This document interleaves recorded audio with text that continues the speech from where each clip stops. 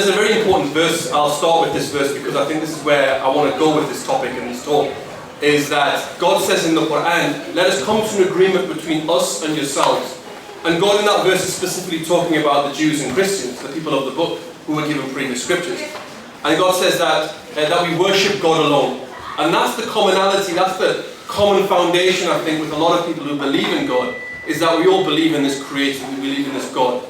So my talk today is a little bit about the belief in God in Islam. I think as a point about Islam, this is probably one of the most important points. Our belief in this Creator, our belief in the Creator. And we come to certain rational conclusions, if I can add this bit as a prelude, to be honest, that we come to rational conclusion that there is a Creator for this universe. Like, for example, if we use our common sense and I show you a mobile phone or a cake or a building, and I was to say that these things just came from nowhere, they popped into existence, I'm sure no one would believe me. You would all say that no, someone made it and someone brought it into existence. And I use that same kind of logic, that same kind of thinking, if we look at the universe, that this universe, someone brought this universe into existence, right? Now the question would be, well, who is this person or thing that brought this universe into existence? And we as Muslims, we believe that this is the Creator, this is God. So who is God in Islam?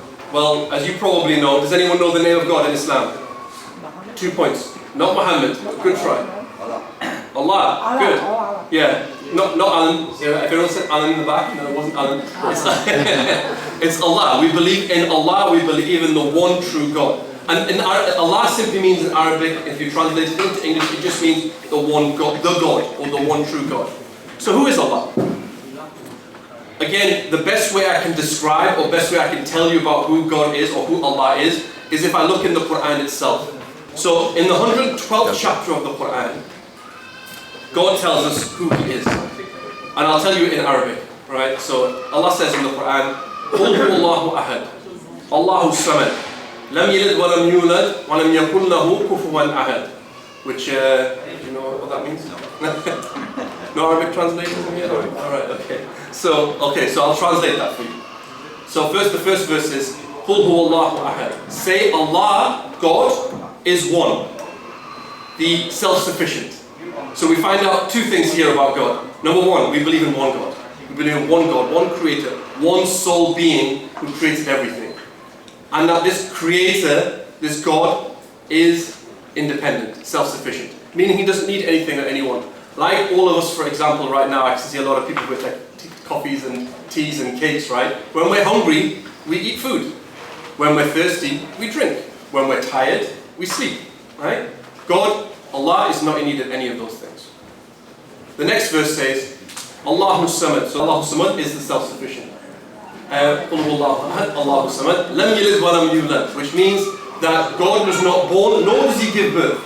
Meaning, God doesn't share divinity with anyone.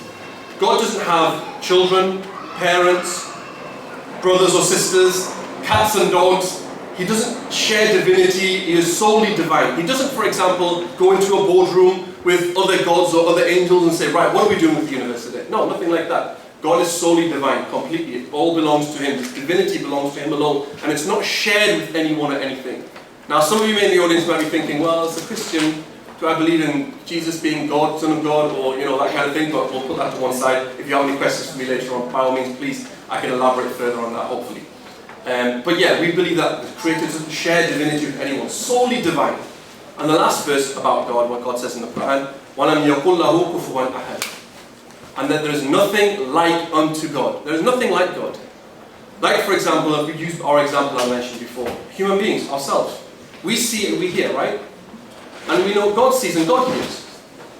But our seeing and our hearing is not like the hearing and seeing of God. For example, we can't see what's going outside here. We can't hear what's going on outside of a different city, never mind a different country. But God, the Creator, Allah, He sees and hears all things, right? His abilities are unlimited, whereas we're limited in ours. So that ultimately, in a nutshell, is a concept of who or what God is in Islam. Now, for me, I think it's like I said, this is the starting point when it comes to any sort of religion, any sort of faith, any sort of discussion. That it starts here. Who is the Creator that we're looking at? And if this Creator is perfect in every single way, then I invite you to learn more about this creator and about the religion that this creator is calling people to follow or adhere to. And we would say, as a Muslim, we would say this is the religion of Allah, the creator of God. Thank you very much for your time.